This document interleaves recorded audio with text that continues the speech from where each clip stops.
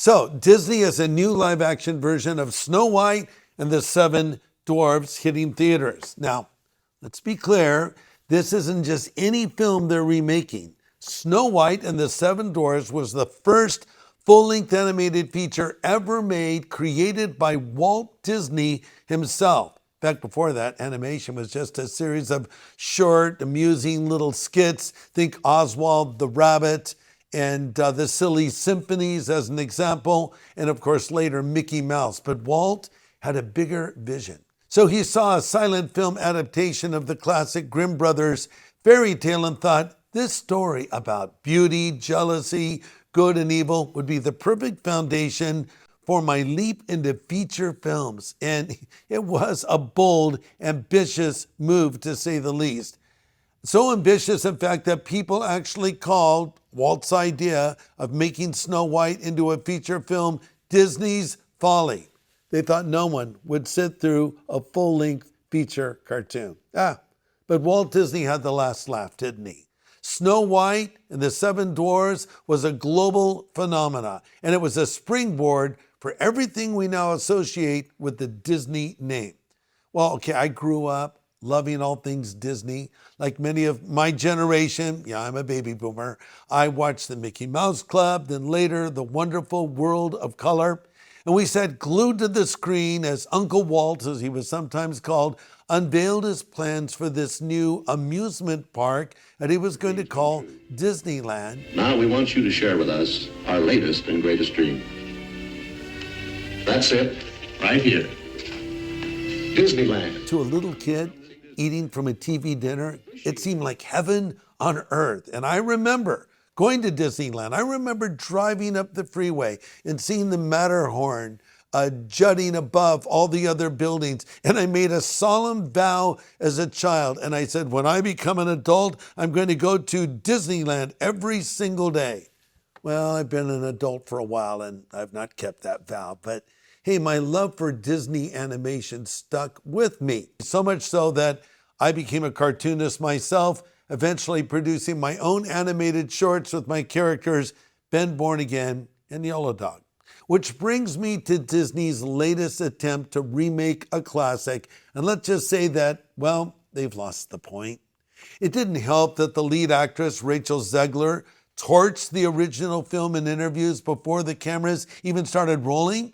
She dismissed the 1937 animated classic as, quote, extremely dated when it comes to ideas of women being in roles of power and a woman is fit for in the world, end quote. She added, there's a big focus on her love story with a guy who literally stalks her. Weird. So we didn't do any of that this time, end quote.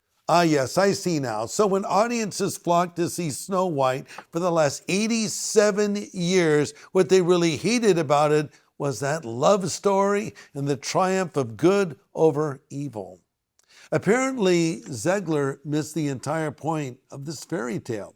Snow White is a moral fable. It's a story about good versus evil, written, as I mentioned earlier, by the Grimm brothers. A tale about a vain queen so obsessed with her own beauty and status, she's willing to murder an innocent girl just to remain the fairest in the land. Sound familiar? That's basically the story that we read about in the Bible about Lucifer, a once high-ranking, powerful angel who wanted to take the place of God with himself. The problem with Lucifer is he was in love with his own image. He wanted to be in the place of God. So how does this story end? Well, evil is defeated, and the queen in all of her vanity meets her ruin, and Snow White is resurrected from her death-like sleep, saved by the prince. And what does she sing? Someday my prince will come. Which, if we're being honest, is not all that different from a Christian worldview. The original Snow White carried the message that one day the prince would come, the true prince, the one who raises the dead and defeats evil once and for all. But the new Snow White? No, we can't have that. Zegler, along with the film's producers, proudly declared that Snow White wouldn't be waiting for true love. Instead, she would be dreaming of becoming a fearless leader. Fearless leader of what exactly? She refused to sing Someday My Prince Will Come, the signature song of the original film, dismissing it as, again, weird. Instead, she's got a new song, Waiting on a Wish, a song about, you guessed it, female empowerment and self-sufficiency. Because heaven forbid we acknowledge the timeless human desire for love, redemption, and rescue. By the way, Disney has sunk $270 million into this movie, hoping audiences will embrace this new vision of Snow White. Time will tell how that turns out. To say Disney was a genius and a visionary is an understatement. Walt Disney believed in a world where good overcame evil, where truth defeated lies, where families were celebrated, and where patriotism was honored, not mocked. He once said, and I quote, "The important thing is the family. If we can keep the family together, that's the backbone of the whole business. Catering to families, that's what we hope to do." End quote. Well said, Walt. Disney understood that people don't just want entertainment, they want meaning. They want stories that reaffirm the best parts of humanity. Once upon a time, believe it or not, Disneyland's original plans included a church on Main Street. So think about that. But perhaps there are small glimmers of hope that the Disney organization is starting to wake up. For the first time in 20 years, Disney has produced an openly Christian character in their new animated series, Win or Lose, on Disney+. Her name is Laurie. I like that name. And she prays this: "Dear Heavenly Father, please give me strength. I have faith, but sometimes doubt creeps in." End quote. I like that. It's something small, but it is something. So, as a lifelong Disney fan, as you can see, I collect Disney figurines and memorabilia. It's called Disneyana.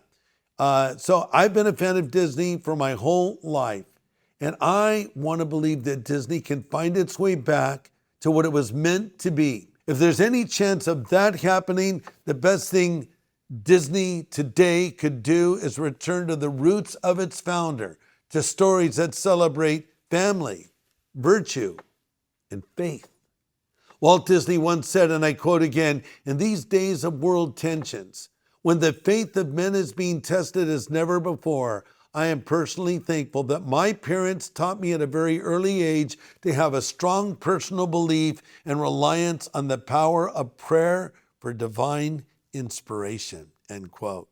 Well said. If Disney wants to reclaim that magic, that's where they need to start.